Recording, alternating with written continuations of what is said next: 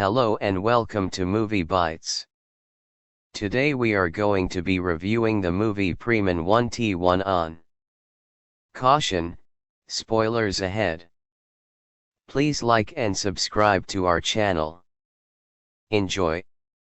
Jim and Linda Hansen are married with two daughters, Megan and Bridget, but their relationship is faltering.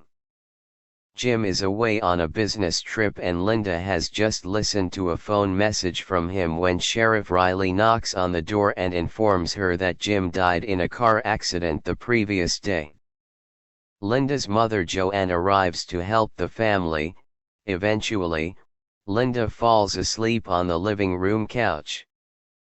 The next morning she wakes up in bed and goes into the room where her mother was sleeping for the night, only to find she's not there.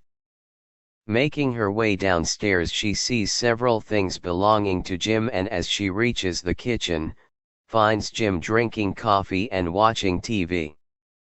Later, while on the road, Linda is pulled over by Sheriff Riley, who doesn't seem to recognize her.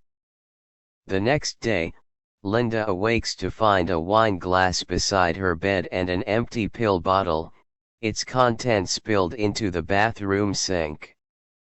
She goes downstairs to find her living room filled with mourners.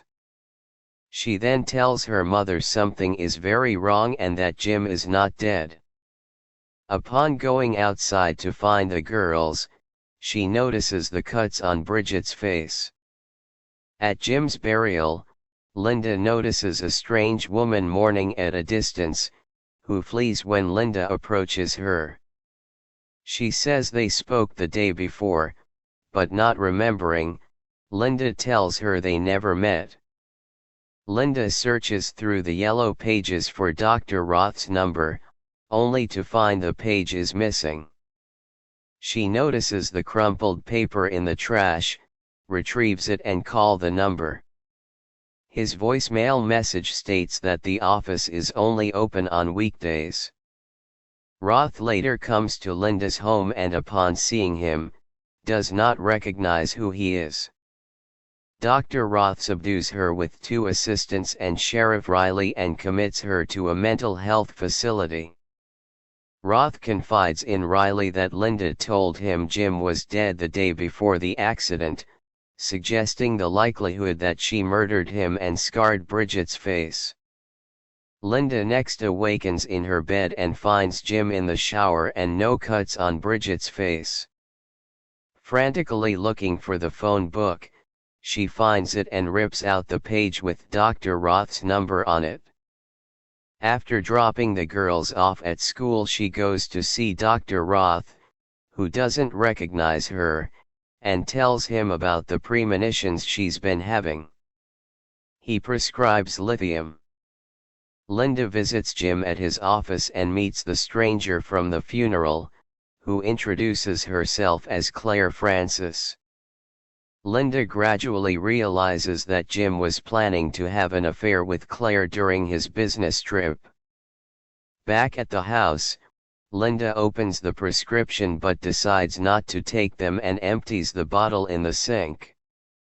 Later, as it starts raining, Linda enlists the girls' help in getting in the clothes from the line outside. Despite several warnings, Bridget runs through the sliding glass door, cutting her face and hands in the process.